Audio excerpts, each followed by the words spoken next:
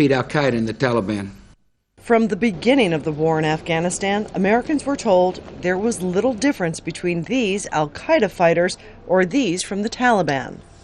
We will make no distinction between the terrorists who committed these acts and those who harbor them.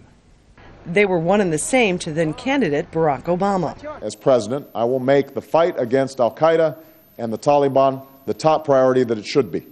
This is a war we have to win. But as president, in a change that didn't get a lot of attention, al-Qaeda was to be defeated, the Taliban degraded, in essence, weakened. We must reverse the Taliban's momentum and deny it the ability to overthrow the government. And recently, Vice President Joe Biden, in an interview, saying, quote, "Look, the Taliban per se is not our enemy. That's critical." Analyst Mark Perry believes the change was a result of a military assessment. There's no question we could absolutely carpet bomb entire sections of Afghanistan and Pakistan, and we could get it done. But the cost is simply too high.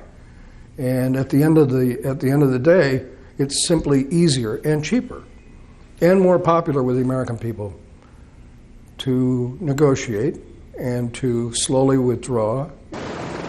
The administration says that's possible because of the additional troops the president sent into Afghanistan. The Taliban now so degraded, they are willing to negotiate. But they are not explaining why, if that is the case, the U.S. is now considering transferring 5 Taliban officials held in Guantanamo Bay prison just to help get the negotiations started. It's an idea that isn't sitting well with members of either party in Congress. If this happens, we have crossed a red line that we will never be able to get back. It is a serious doctrinal change for the United States government.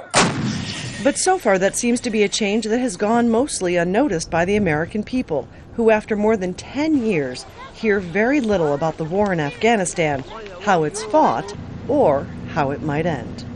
Patty Culhane, Al Jazeera, Washington.